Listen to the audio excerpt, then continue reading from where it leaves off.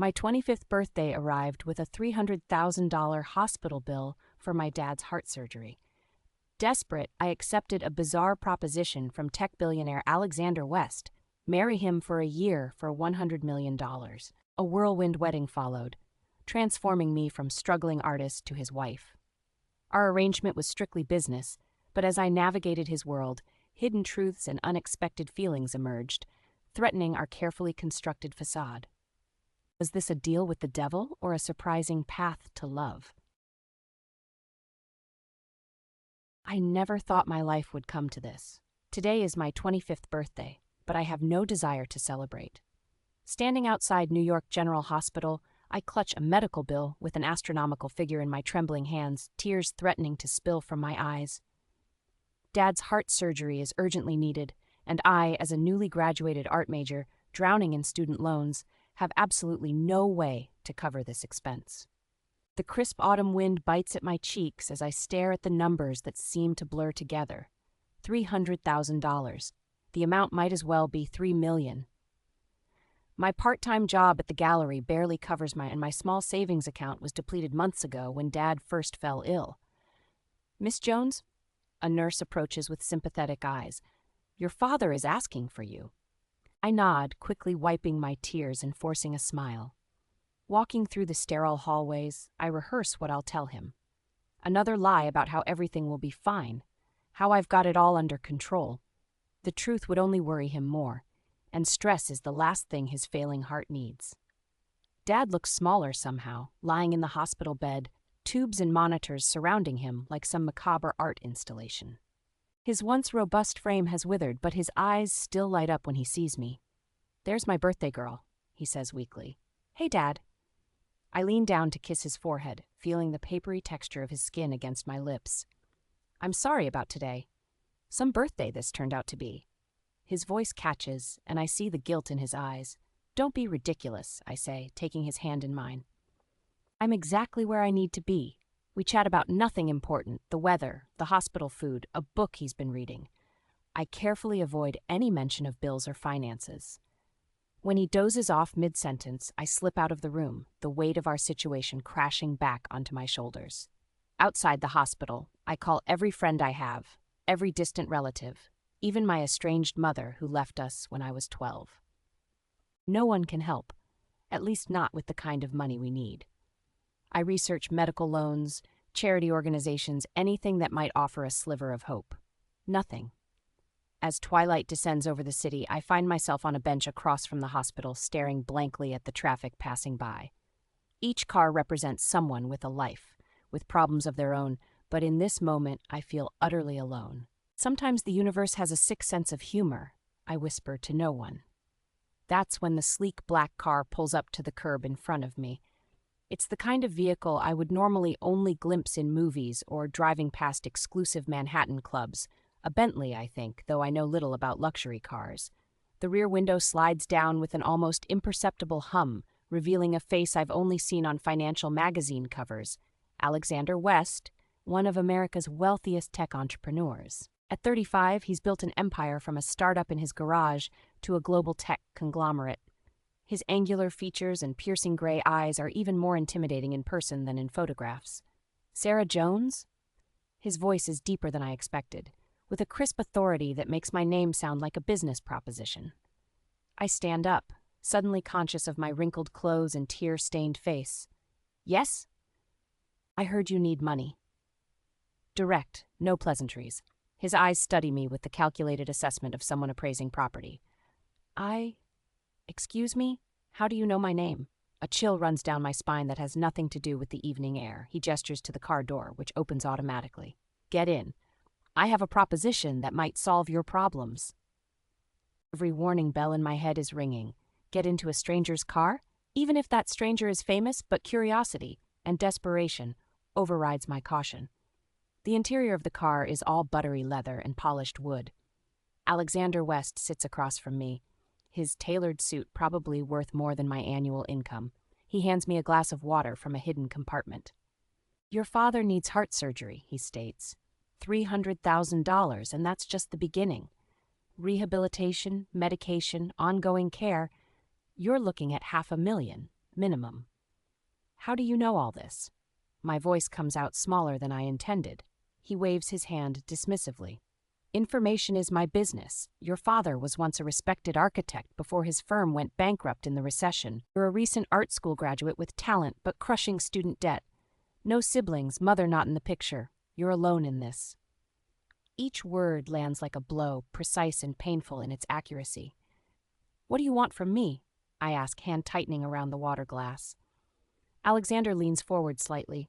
I need a wife for 1 year. A contract marriage. In return, I'll pay you $100 million. I nearly choke on my water, coughing violently. You're joking. I never joke about business, Miss Jones. His expression remains unchanged. My grandfather's will stipulates that I must be married by my 36th birthday to receive my full inheritance. That's in 2 weeks. The marriage needs to last at least 1 year to satisfy the terms. Why me? Surely there are professional people who would do this? I struggle to process what he's suggesting. I've vetted numerous candidates. You're educated, presentable, and desperate enough not to ask too many questions. Most importantly, you have no connections to my social or business circles. The clinical way he's assessed me should be offensive, but I'm too shocked to feel insulted. This would be a purely business arrangement, he continues. Separate living quarters, no physical relationship, complete discretion. You'll be required to attend certain events as my wife, but otherwise your time is your own. My mind races. $100 million. It's an obscene amount of money. I could pay for Dad's treatment, clear my student debt, secure our future forever. But to marry a complete stranger? To live a lie? I'd need to think about... Your father's surgery is scheduled for next week, he interrupts. The hospital requires payment up front. You don't have time to think. I look out the window at the hospital where Dad lies sleeping, unaware that his daughter is contemplating a deal with the devil. If I agree, my voice trembles slightly. Dad's medical expenses would be paid immediately? All of them? Alexander nods once. Consider it a signing bonus. The rest comes after the year is complete. A silence stretches between us, heavy with the weight of this impossible choice. Why go to all this trouble for an inheritance, I finally ask? You're already worth billions. Something flickers in his eyes, the first real emotion I've seen. It's complicated. Family matters usually are. He reaches into his jacket and produces a business card, placing it on the seat between us. My lawyer will contact you tomorrow with the details, if you're interested. Car stops. We've circled back to the hospital. 1 year of your life, Miss Jones, he says as the door opens automatically. In exchange for security forever. Think about it. I step out onto the sidewalk, clutching the business card like a lifeline. Back in Dad's room, I watch his chest rise and fall with each labored breath. The monitors beep in a steady rhythm that could stop at any moment without the surgery he needs. For him, I realize, I would dance with the devil himself. I pull out my phone and send a text to the number on Alexander West's card. I'm in. You need to remember, this is just an act, Alexander says coldly, sliding a thick prenuptial agreement across the mahogany table toward me. It's been exactly 10 days since our encounter outside the hospital. 10 days of whirlwind preparations, legal meetings, and a crash course in how to be Mrs. Alexander West. I've barely had time to process what I've agreed to. Dad's surgery was scheduled the day after I accepted Alexander's proposal. It was successful, and he's now recovering in the best private room money can buy, under the care of the country's top cardiac specialists.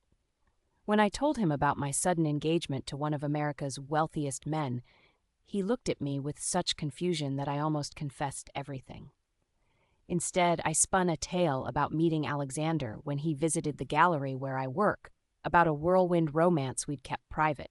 Dad seemed skeptical, but too weak to question the fairy tale I was weaving. Did you read all of this? I ask, flipping through the prenup's pages.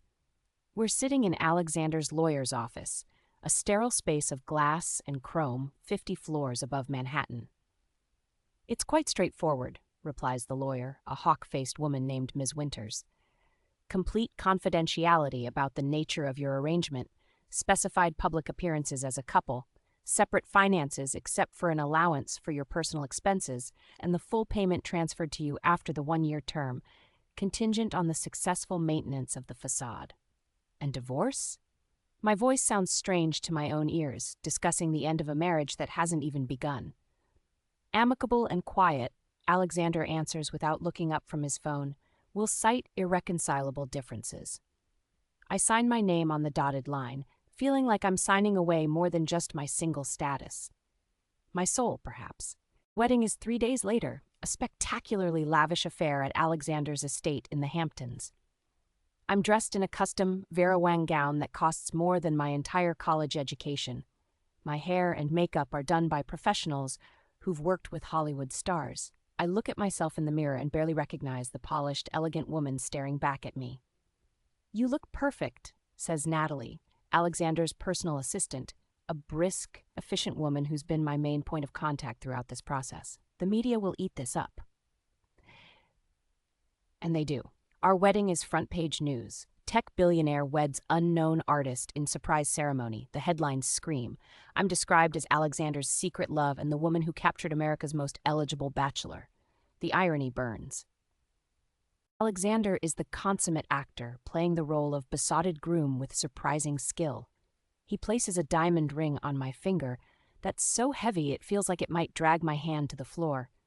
His kiss, when pronounced husband and wife, is technically perfect but completely devoid of warmth, like pressing my lips against expensive marble. "You did well," he murmurs as we dance our first dance. Cameras flashing around us. His hand rests properly on my waist, maintaining exactly the right amount of distance between our bodies. "So did you," I reply, forcing a smile. "You almost had me convinced." Something flickers in his eyes, annoyance perhaps, before his mask of affection slips back into place. The reception is a blur of faces I don't know, names I'll never remember, and congratulations for a love story that doesn't exist. Dad is there, looking frail but happy in his wheelchair, believing his daughter has found her Prince Charming. The guilt of my deception sits like a stone in my stomach. After the celebration ends and the guests depart, I'm taken to Alexander's Manhattan penthouse, my new home for the next year. The elevator opens directly into a vast living space of minimalist luxury, all sleek lines and monochromatic tones with floor-to-ceiling windows showcasing a breathtaking panorama of the city. "Your suite is this way," Natalie says, leading me down a hallway. Mr. West has his own wing on the opposite side. The staff quarters are on the floor below. My suite turns out to be a bedroom larger than my entire apartment, connected to a sitting room, a walk-in closet already filled with designer clothes in my size, and a bathroom with a tub that could pass for a small pool. "Mr. West has an early meeting tomorrow," Natalie informs me, handing over a tablet. "This contains your schedule for the week. There's a charity gala on Thursday where you'll make your first public appearance as a couple. The stylist will come tomorrow to fit your gown." With that, she leaves me alone in my gilded cage. I spend the first few days exploring the penthouse when Alexander isn't there, which is most of the time. He leaves before dawn and returns late, sometimes not at all. We communicate primarily through Natalie or via brief, impersonal text messages. The penthouse has a state-of-the-art gym, a home theater, and a small art studio that I suspect was hastily added for my benefit. The staff, a housekeeper, a chef, and a driver, are unfailingly polite but maintain a professional distance. I visit Dad every day, watching his gradual improvement with genuine joy that helps offset the hollowness of my new existence. When he asks about Alexander's frequent absence, I lie about demanding business commitments, about how proud I am of his work ethic. More fabrications to maintain the charade. It's during my 3rd week of marriage that I discover something unexpected. Wandering into what appears to be Alexander's home office, a space I've avoided out of respect for his privacy, I'm drawn to a painting on the wall. It's familiar in a way that makes my heart race. Moving closer, I see the signature in the corner, mine. It's a piece I created in my final year of art school, an abstract exploration of urban isolation featuring a solitary figure surrounded by fragmented city landscapes. I sold it through a student exhibition to an anonymous buyer.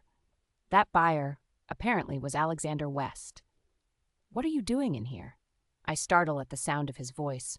Alexander stands in the doorway, his expression unreadable. "I'm sorry, I was just..." My voice trails off as I gesture toward the painting. "You recognize it. It's a statement, not a question." "I painted it," I reply, still confused by its presence. How did you? I collect promising artists, he says dismissively. It's an investment. You bought this 2 years ago, I press, something not quite adding up, long before you knew who I was. Alexander moves to his desk, effectively ending the conversation. I have work to do. Please close the door on your way out.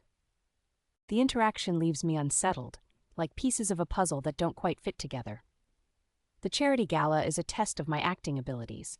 I smile at the right moments, laugh at the right jokes, place my hand on Alexander's arm with practiced affection. The other wealthy wives study me with curious eyes, no doubt wondering how an unknown art graduate captured Alexander West. She's quite the catch, comments an older gentleman to Alexander, looking me up and down in a way that makes my skin crawl. Indeed, Alexander replies, his arm possessively circling my waist. I'm a fortunate man. Later that evening, as we're leaving the event, a glamorous blonde intercepts us. Alexander, darling, she purrs, air-kissing both his cheeks. You disappeared on everyone. No calls, no explanations, and suddenly, her eyes cut to me. A wife. Cynthia, Alexander acknowledges stiffly. Sarah, this is Cynthia Blackwell, a business associate. Cynthia, my wife. Sarah. The woman's smile doesn't reach her eyes. Business associate? Is that what we're calling him? She turns to me, voice dripping with false sweetness. Tell me, Sarah, was it his money or his other assets that attracted you? I'm just curious what finally trapped the infamous Alexander West. I feel Alexander tense beside me, see a muscle twitch in his jaw. Before he can respond, I find myself speaking. Actually, it was his taste in art, I say with a warm smile. He recognized value where others might have overlooked it. A rare quality, don't you think? Cynthia's perfectly composed face falters momentarily. Alexander's hand squeezes mine, a silent acknowledgement. How quaint, Cynthia finally manages. Well, best of luck to you both. Marriage is such a challenging institution. In the car ride home, neither of us mentions the encounter. But something has shifted, ever so slightly. For the first time, Alexander and I exchange a look that feels like genuine complicity rather than contractual obligation. That night, I lie awake in my luxurious bedroom, staring at the ceiling and wondering about the man sleeping in another wing of this massive apartment. Who is he, really, beneath the cold exterior and calculated business decisions? Why does he have my painting? And why, when Cynthia confronted us, did I feel a strange urge to defend not just myself, but him as well? I roll over, punching my pillow into a more comfortable shape. This is a business arrangement, I remind myself sternly. In 11 months and 1 week, I'll walk away with enough money to secure Dad's future and my own. Alexander West will become a strange chapter in my life story. The year I played at being a billionaire's wife. What I can't afford is to forget the reality of our situation. This isn't a romance novel where the ice-cold billionaire melts for the ordinary girl. This is a transaction, pure and simple. But as sleep finally claims me, I can't help but wonder about the painting on his wall, chosen long before he knew my name. 3 months into our arrangement, and I've settled into a strange rhythm. My days have a predictable pattern.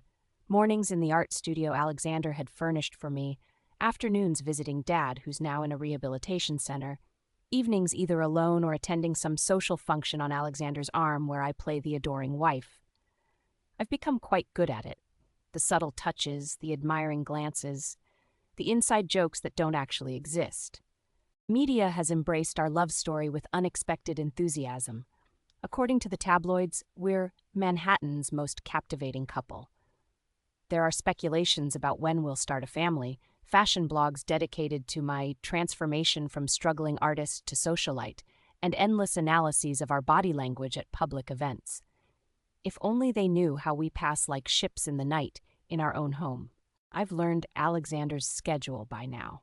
He leaves at 5:30 a.m. sharp, returns around 8 p.m. when there are no evening engagements, and spends weekends either in his home office or at the company. We share meals perhaps once a week, conversations limited to upcoming appearances or household matters. Tonight is different. It's nearly midnight when I hear the elevator doors open. Usually when Alexander works this late, he stays at his company apartment. I'm in the kitchen, making chamomile tea to help me sleep, when he walks in, jacket removed, tie loosened, hair slightly disheveled. He looks exhausted in a way I've never seen before, the perfect facade cracked to reveal something human underneath. You're still up, he says, sounding surprised. Then he notices the cup in my hand. Is that tea? I nod. Would you like some? I need something stronger. He moves to a hidden panel in the wall that slides open to reveal a bar. Stock market took a dive today. Some of our major holdings were hit. It's the most personal information he's volunteered since our arrangement began. I watch as he pours amber liquid into a crystal tumbler. Is it serious? I ask, not sure if I'm overstepping. He takes a long sip before answering. Nothing we can't weather, but the board is nervous. I hesitate, then decide to push my luck. Is there anything I can do? Alexander gives me a look that's part surprise, part exhaustion. Unless you've got an economics degree hidden alongside your art major, I doubt it. You could make coffee, I offer with a small smile, or more tea, or just listen. Something in his expression shifts, softens almost imperceptibly. Coffee would be good. As I prepare the coffee, I can feel his eyes on me. Why did you agree to this arrangement? He asks suddenly. I turn to face him. You know why. My father needed... No, he interrupts. Not the money. You could have gone to loan sharks or crowdfunding or declared bankruptcy. Why this? Why marry a stranger? The question catches me off guard. I measure my words carefully as I hand him the coffee. Loan sharks would have wanted their money back with interest I couldn't pay. Crowdfunding might have covered the surgery, but not the ongoing care. And bankruptcy. I shake my head. That would have just been kicking the can down the road. This way, I can make sure Dad never has to worry about medical bills again. So it's just about your father? I consider this. Mostly, but also... I was drowning. Art school graduates don't exactly have employers lining up to hire them. I was working 2 part-time jobs and still falling behind on student loans. When you offered this deal, it felt like, I don't know, like the universe was throwing me a bizarre lifeline. Alexander nods slowly, taking a sip of his coffee. It's good, he says, indicating the cup. Thanks. A silence stretches between us, less awkward than our previous interactions, but still filled with unsaid things. Why did you choose me? I finally work up the courage to ask. Really? He remains quiet for so long that I think he won't answer. Then, because of your eyes. My eyes? When you were standing outside the hospital that day, I saw desperation in them, but also strength. It reminded me of myself when I was younger. I'm stunned by this revelation. You were watching me before you pulled up in your car? A ghost of a smile crosses his face. I do my research. I had been considering several candidates, but when I saw you... He shrugs as if uncomfortable with the direction of the conversation. You seemed like someone who would understand the value of a business transaction. How did you even know about my situation? Your father's doctor is on the board of my hospital charity. He mentioned an especially difficult case, a talented young woman with no means to pay for her father's cardiac care. I had Natalie run a background check. I'm not sure if I should be disturbed or impressed. Invasive? Yes, but effective. He downs the rest of his coffee. I should get some sleep. Tomorrow will be a long day of damage control. As he moves to leave the kitchen, exhaustion evident in every line of his body, I make an impulsive decision. I'll come with you, I say. Alexander pauses. What? To your office tomorrow. I could be helpful. Take notes, bring coffee, whatever you need. It might look good to the board, having your supportive wife by your side during a crisis. He studies me with an unreadable expression. It will be boring for you. I don't mind. Besides, it beats another day of pretending to be inspired in my studio. The admission slips out before I can stop it. You're not painting? There's genuine curiosity in his voice. I shrug. Not much. It's hard to find motivation when you're living a lie. The bluntness of my statement hangs between us. For a moment, I think I've gone too far, but then Alexander nods slowly. Be ready at 6 a.m., he says, then adds, almost as an afterthought, thank you. The next morning finds me in the back seat of his town car, dressed in one of the business-appropriate outfits that mysteriously appeared in my closet shortly after the wedding. Alexander sits beside me, reviewing reports on his tablet, occasionally making phone calls in a low, authoritative voice. I notice how people respond to him, with immediate deference, eager to please. It's a kind of power I've never witnessed up close. West Technologies occupies a gleaming skyscraper in Midtown. Alexander's office takes up the entire top floor, with floor-to-ceiling windows offering a panoramic view of the city. The space is minimalist like our apartment, but with warmer tones and, surprisingly, several pieces of art that I recognize as works by emerging artists, people who were in my program or whom I've met at gallery openings. Throughout the day, I observe Alexander in his element. He moves through crisis meetings with a calm certainty, never raising his voice, yet commanding absolute attention. When a senior executive tries to shift blame, Alexander dismantles his arguments with surgical precision. I take notes, bring coffee, and occasionally offer my observations when asked. During a break between meetings, I wander around his office, drawn to the artworks. "You really do collect emerging artists," I comment as he reviews some documents at his desk. "I appreciate talent," he says without looking up, "especially when it hasn't been corrupted by commercial success." "Is that why you bought my painting? Before you knew who I was?" Alexander finally meets my gaze. "I bought your painting because it spoke to me. The solitary figure surrounded by a city that was simultaneously present and inaccessible, it captured something I recognized." The honesty in his response catches me off guard. Before I can reply, Natalie enters with urgent news about a potential investor, and the moment passes. Crisis stretches into evening. I'm helping Alexander organize presentation materials when his CFO, James, enters with takeout. "Sarah insisted on staying," Alexander explains when James raises an eyebrow at my presence. "Well, good to see the boss has someone looking out for him," James replies with a genuine smile. "He'd work himself to death otherwise." Over Chinese food eaten straight from containers, I learn more about Alexander's company, their focus on sustainable tech solutions, their scholarship programs for underprivileged students, their refusal to work with certain high-paying clients whose ethics don't align with their values. "You're not what I expected," I tell Alexander as we ride home around midnight. "What did you expect?" "I don't know. Someone more ruthless, I guess. The way you're portrayed in the media. The media sees what it wants to see," he says, looking out the window at the city lights. "A self-made billionaire makes a better story if he's either a heartless shark or a saint. The truth is usually somewhere in between." The next morning, I accompany him again. And the next. Without either of us explicitly discussing it, I become a regular fixture at West Technologies during this crisis period. I discover that my artistic eye is useful for their product design team, and my outsider perspective sometimes helps them see solutions they've overlooked. 2 weeks into this new arrangement, Alexander surprises me by asking for my input on a major presentation. "Something's not connecting," he says, frustrated as we review the slides late one night in his office. "The technology is revolutionary, but we're not conveying its impact effectively." I study the presentation, then grab a sketch pad. What if instead of all these technical specifications, you show what this means for real people? I quickly sketch a series of vignettes: a child using the technology to learn, an elderly person maintaining independence, a community coming together around a shared resource. "This is exactly what we need," Alexander says, looking at my sketches with growing excitement. "Can you work with the design team to develop this approach?" "Me? But I don't know anything about corporate presentations." "You know about communicating ideas visually? That's what we need." The presentation is a success. The potential investors are impressed, and Alexander publicly credits my contribution.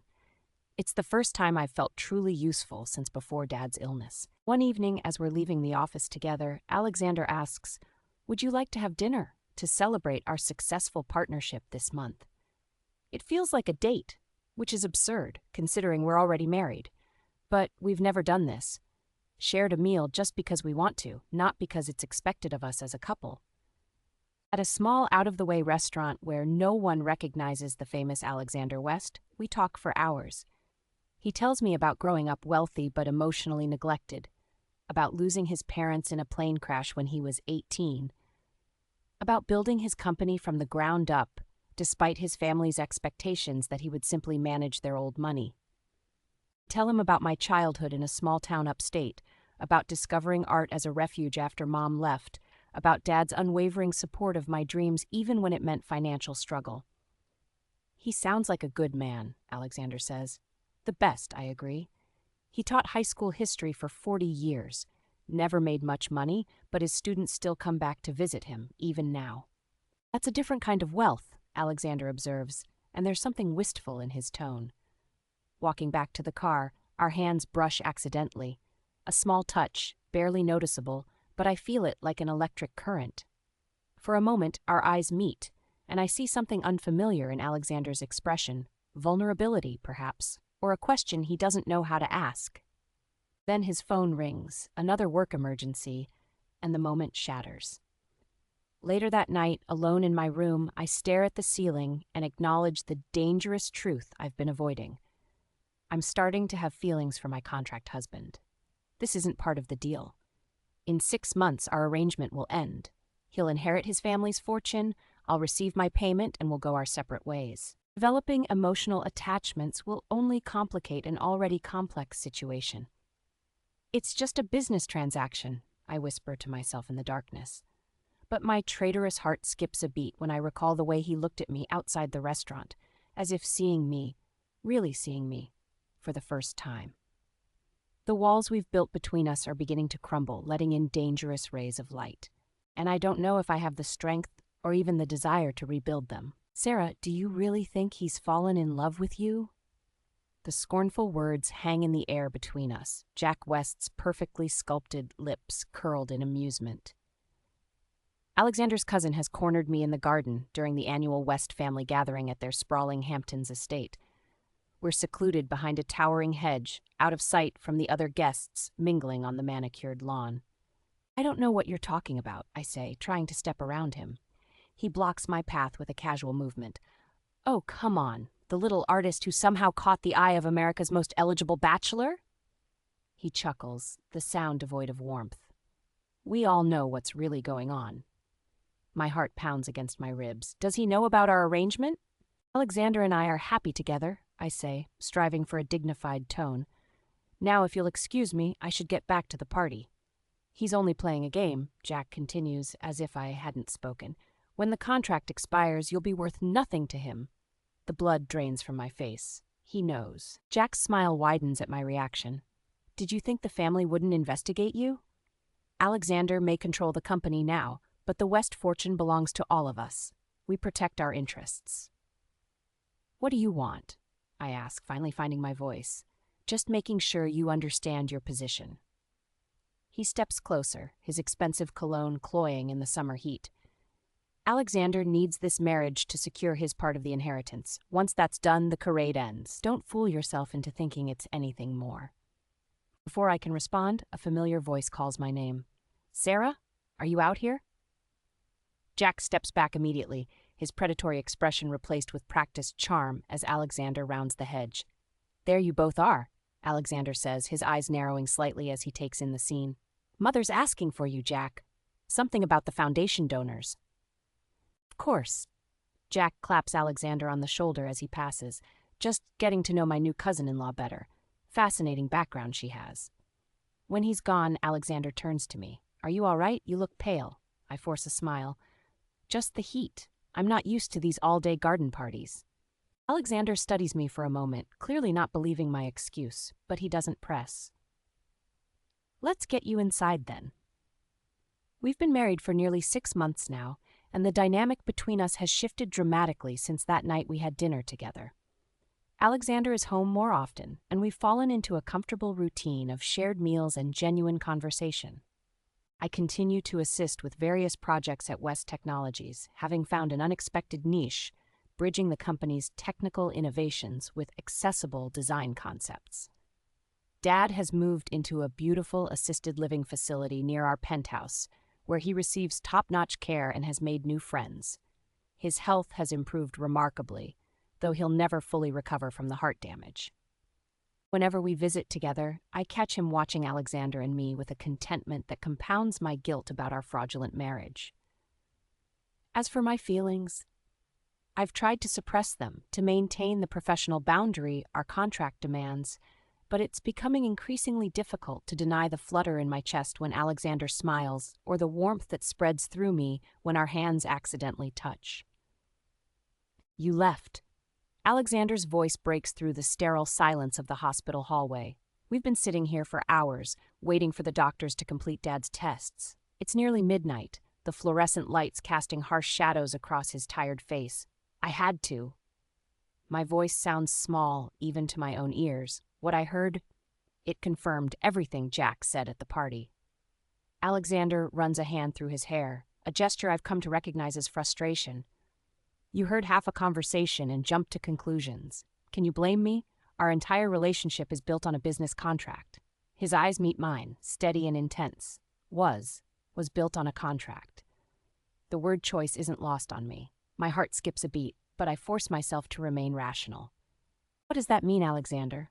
Before he can answer, the doctor appears, clipboard in hand. Miss Jones? Your father's stable. The irregularities in his EKG were concerning, but we've adjusted his medication and will continue to monitor him. He's asking for you.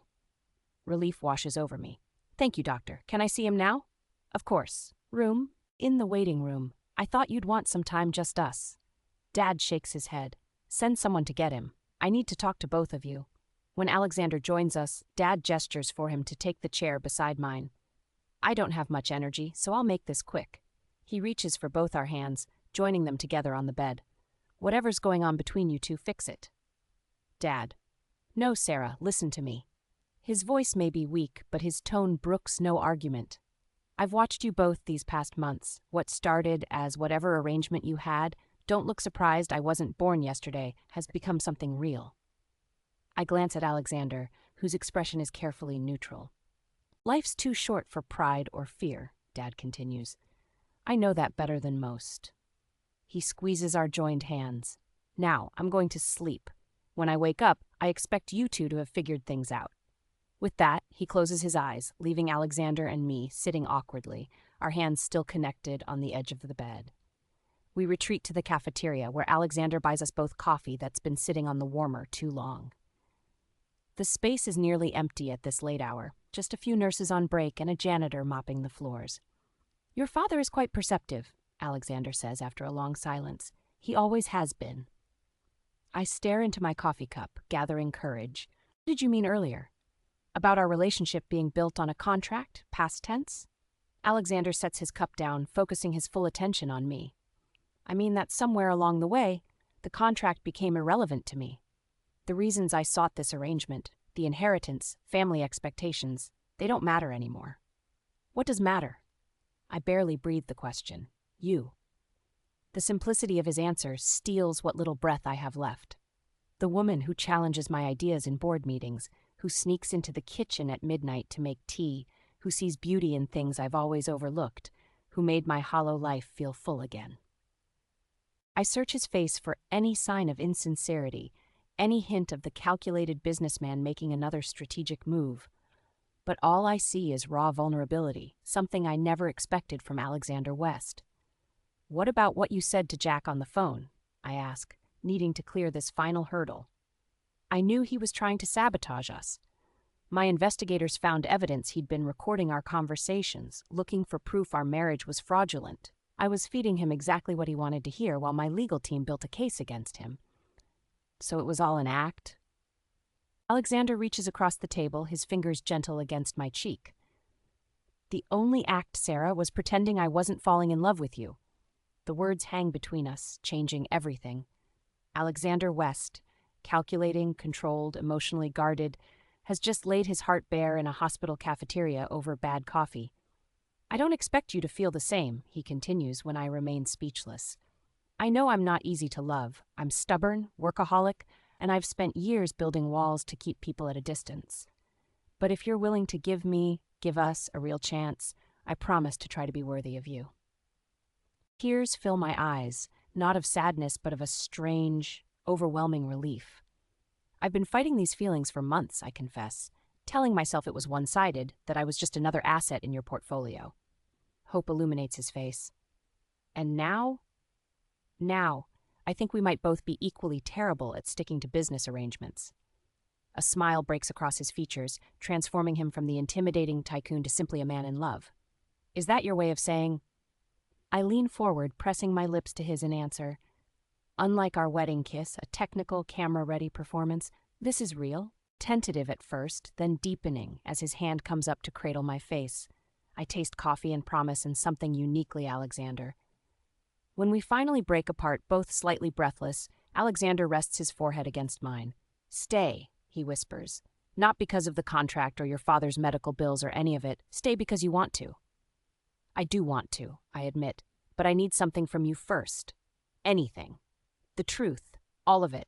Why the contract marriage to begin with? You could have found dozens of women willing to marry you legitimately. Alexander sighs, leaning back, but keeping hold of my hand. My grandfather was traditional.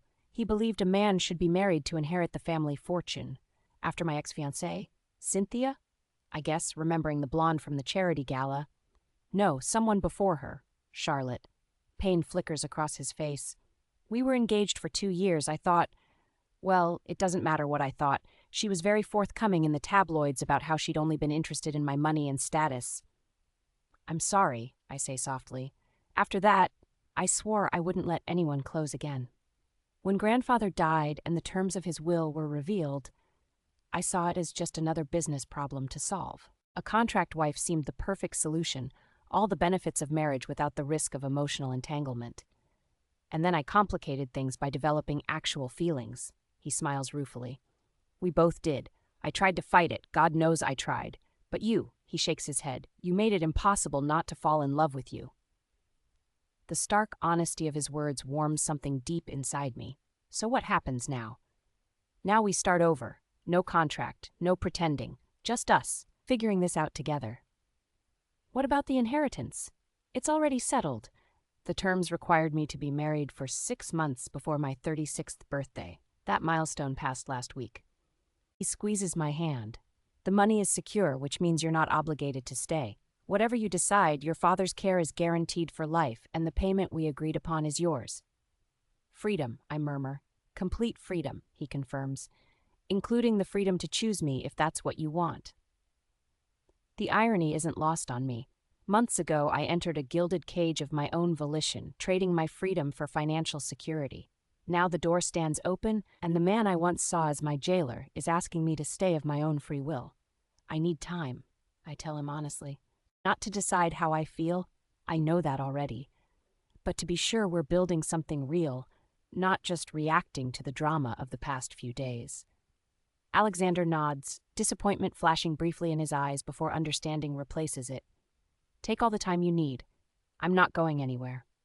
We return to Dad's room, where he's sleeping peacefully. As we settle into the uncomfortable visitors' chairs for the night, Alexander wraps his arm around me, and I rest my head on his shoulder. When did you know, I ask quietly, that your feelings had changed? He thinks for a moment. Remember that night during the stock market crisis when you offered to make coffee and just listen? That early? It started then. No one had ever seen me at my lowest and still chosen to stay. What about you? I smile against his shoulder. The day you defended my ideas in the board meeting, when that executive tried to dismiss my design concepts, you didn't just support me, you made them see why art and technology could work together. We talk through the night, sharing moments that had shifted our perceptions of each other, instances when the contract began transforming into something authentic. By morning, when Dad wakes to find us still sitting together, hands intertwined, his knowing smile says it all. 2 weeks later, after Dad is released from the hospital with a clean bill of health, Alexander surprises me with a proposition. Move your things, he says over breakfast in our, no longer his, penthouse. What? Your clothes, your art supplies, your books. Move them to the main bedroom. With me. His expression is so earnest, so hopeful, it makes my heart swell. I'm tired of pretending we're roommates when what I want is a real marriage. Alexander West, are you asking me to shack up with you? I tease, loving the slight color that rises in his cheeks. I'm asking my wife to share my bed, my life, my everything. He reaches across the table to take my hand. No more separate worlds, just us together. That night, I fall asleep in Alexander's arms, my head resting on his chest, his heartbeat steady beneath my ear. It feels right in a way nothing in my life ever has before. The transformation of our relationship doesn't go unnoticed. Jack watches with barely concealed fury as Alexander publicly declares his love for me at the next board meeting, announcing his decision to step back from day-to-day operations to achieve better work-life balance. You've accomplished what gold diggers have been attempting for years, Jack hisses when he catches me alone. But mark my words, men like Alexander don't change. When he gets bored, you'll be discarded like yesterday's newspaper. I smile serenely, secure in what Alexander and I have built. Thank you for your concern, Jack, but I think you're projecting. Not everyone sees relationships as transactions. The media has a field day with Alexander's apparent transformation from workaholic tycoon to devoted husband. Speculation runs rampant about what magical quality I possess to have tamed one of New York's most notorious bachelors. If they only knew the truth, that our love story began as the coldest of business deals. Or perhaps that makes it more magical, not less. A seed planted in the barren soil of contractual obligation that somehow blossomed into genuine love. 6 months after our midnight confession in the hospital cafeteria, Alexander suggests we renew our vows. Our first wedding was for show, he explains as we walk through Central Park on a crisp autumn day. I want one that's real, something small, intimate with only people who matter to us. We choose Dad's small hometown church upstate, far from the media spotlight. There are no celebrities, no business associates, no designer gown or diamond tiara. Just me in a simple white dress, Alexander in a suit without a tie, and a handful of people who truly care about us. When we exchange vows this time, the words aren't scripted or rehearsed. Alexander's voice breaks as he promises to love me for who I am, not what I represent or what I can offer him. I struggle through tears to express how he's shown me that love comes in unexpected forms, teaching me to trust again. Dad walks me down the aisle, healthier than he's been in years. At the reception in the church basement, a far cry from our lavish first wedding, he raises a glass of champagne. To beginnings that don't define endings, he toasts, and to my daughter and son-in-law who found love in the most unlikely of contracts. Later that night, in the honeymoon suite of a charming local inn, Alexander presents me with a document. For a moment, my heart stops. Is this another contract? But as I read the pages, tears fill my eyes. It's the deed to a beautiful old building in Brooklyn, converted into art studios and a gallery. Sarah West Studio reads the elegant sign in the architectural rendering. Your own space, Alexander explains, nervousness uncharacteristic in his voice. To create, to teach, to nurture other artists like yourself. No strings, no West Technologies branding, just yours to build as you see fit. It's perfect, I whisper, understanding the gift for what it is, not just a building, but recognition of my need for independence, for identity beyond being Alexander West's wife. There's more, he says, flipping to the final page. It's our original marriage contract with all its clauses and conditions. Across it, in bold red letters stamped and notarized, is one word, void. Alexander tears the contract in half, then in quarters, continuing until it's confetti in his hands. No more transactions, he says, letting the pieces fall. Just love. As he gathers me into his arms, I reflect on the strange journey that brought us here. I came into this arrangement seeking financial security, willing to trade a year of my life for my father's health and my future stability. Instead, I found something no amount of money could buy. A partner who sees me, challenges me, and loves me completely. What are you thinking?